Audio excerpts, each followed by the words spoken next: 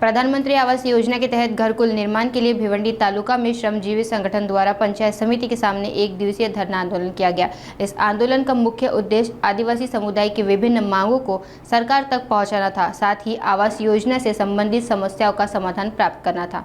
भिवंडी तालुका में प्रधानमंत्री आवास योजना के तहत 4,437 घरकुल मंजूर हुए, लेकिन भूमि की कमी के कारण घरकुल निर्माण की समस्या आ रही है। 2 फरवरी 2024 को शासन ने वन विभाग की भूमि पर रहने वालों के लिए 100 गुंठे भूमि देने का निर्णय लिया था, लेकिन ग्राम पंचायत ने अभी तक कोई कार्रवाई नहीं की। इस मुद्दे को लेकर श्रमजीवी संगठन ने पंचायत समिति के सामने धरना दिया और तत्काल समाधान की मांग की। खरं तर या देशातील प्रत्येकाला राहण्यासाठी चांगलं घर मिळावं, कारण तो त्याचा मूलभूत अधिकार आहे। आणि त्यासाठी या देशाचे पंतप्रधान माननीय नरेंद्रजी मोदी यांनी चांगल्या योजना आणल्या।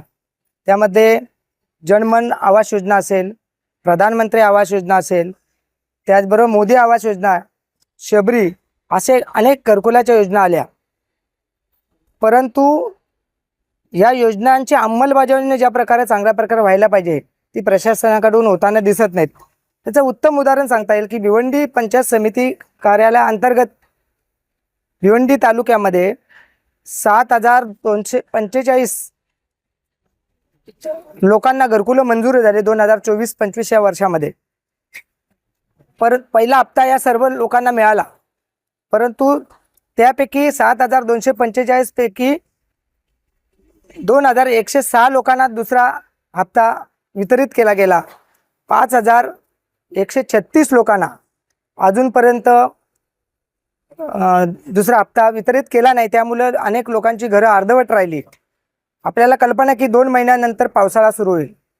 जर हे वेळेत त्यांना हप्ते मिळाले नाहीत, निधीचे हप्ते, तर लोकांना भर पावसात राहावं लागेल। आज लोक उघड्यावर राहत आहेत। श्रमजीवी संघटनेने अनेक वेळा किंवा हे जे हक्कदार आहेत त्यांनी घरकुल हक्कदार यांनी अनेक वेळा प्रशासनाकडे मागणी केली, परंतु इथलं प्रशासन काही लक्ष देत नाही।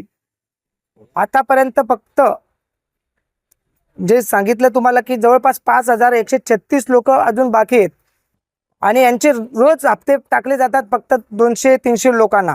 तर कधी पूर्ण होणार? दुसरं एक महत्त्वाचं कारण सांगेल की भिवंडी तालुक्यामध्ये 1,833 जनमन योजनेमधून घरकुलं मंजूर झाली। सुरुवातीला शासनाने सर्वे केला, त्याच्यामध्ये 1,133 घरकुलं मंजूर झाली। परंतु आमच्या श्रमजीवी संघटनेच्या असं लक्षात आलं गावपाड्यात काम करत असताना की अनेक कातकरी लोक या योजनेपासून वंचित आहेत। आणि ज्यावेळेस आम्ही ही माहिती घेतली त्यावेळेस आम्हाला भिवंडी तालुक्यातले दुगाड ग्रामपंचायत आढळली, कुरून आढळल्या, अशा अनेक ग्रामपंचायत आहेत। परंतु तिथे आम्ही आंदोलन केली त्यावेळेस असं लक्षात आलं की एकाही कातकरी कुटुंबाला ज्याला गरज आहे, जो बेघर आहे, ज्याचं घर कच्चं आहे, त्याचं सर्वेमध्ये नाव घेतलं नाही, त्याला घरकुल मंजूर केलं नाही। शेवटी त्या कुरून ग्रामपंचायतीमध्ये, त्या दुगाड ग्रामपंचायतीमध्ये आम्ही आंदोलन केलं आणि या कातकरी लोकांना तात्काळ घरकुलं द्या अशी मागणी केली आणि प्रशासन खडखडून जागे झालं। या जिल्ह्याचे मुख्य कार्यकारी अधिकारी अतिशय चांगला माणूस आहे, त्यांनी ताबडतोब आमच्या आंदोलनाची दखल घेतली आणि त्यांनी तात्काळ प्रशासनाला आदेश दिले की जे कातकरी लोक जे घरकुलापासून वंचित आहेत त्यांचा तात्काळ सर्वे करा। आणि तुम्हाला खरं वाटणार नाही, भिवंडी तालुक्यामध्ये 2,040 लोकांचा सर्वे करणं बाकी होता। 2,040 लोकांचा सर्वे झाला, ती घरकुल आता मंजूर झाली, परंतु अजून त्यांनाही हप्ते मिळालेले नाहीत। अजूनही लोक घरकुलांपासून वंचित आहेत। अजूनही त्यांनी पूर्णपणे सर्वे केलेला नाही। ते ग्रामपंचायत अधिकारी असतील, त्यांनी पूर्ण सर्वे केलेला नाही। कारण असे सांगितले जात आहे की त्यांच्याकडे आधार कार्ड नाही।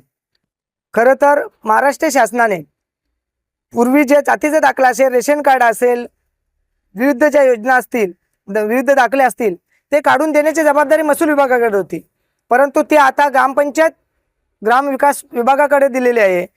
खरं तर एक जातीचा दाखला काढणं, जॉब कार्ड काढणं, आधार कार्ड काढून देणे ग्रामपंचायत अधिकाऱ्याचं काम आहे, परंतु त्यांनी ते केलं नाही आणि त्यामुळे अनेक लोक आजही घरकुलापासून वंचित आहेत। आज आम्ही प्रमुख आमच्या अशा मागण्या आहेत की ज्यांचे घरकुलं मंजूर आहेत त्यांना तात्काळ त्यांचा दुसरा हप्त्याचा निधी वितरित करावा। दुसरं, अनेक ज्यांना घरकुलं मंजूर झाले त्यांना स्वतःला घरं बांधायला जागा नाही, ती घरं बांधायला जागा द्यावी म्हणून महाराष्ट्र शासनाने 2 फेब्रुवारी 2024 रोजी एक परिपत्र काढलं, शासन निर्णय काढला की 100 गुंठे जागा त्या वस्तीला आदिवासी लोकांना घरं बांधायला द्या, गावठाण मंजूर करा। तेही गावठाण अजून एकाही ग्रामपंचायतीने मंजूर केलेले नाही किंवा प्रस्ताव शासनाकडे पाठवलेले नाहीत, मग लोक घरकुल बांधणार कुठे?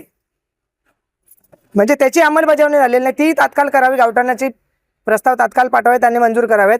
आणि जे घरकुल ज्यांना मिळायला पाहिजेत, ज्यांचे आधार कार्ड काढलेले नाहीत, ते सप्तसूत्री कार्यक्रम महाराष्ट्र शासनाने ग्रामविकास विभागाकडे दिलेले, तो तात्काळ त्यांनी त्याची अंमलबजावणी करावी.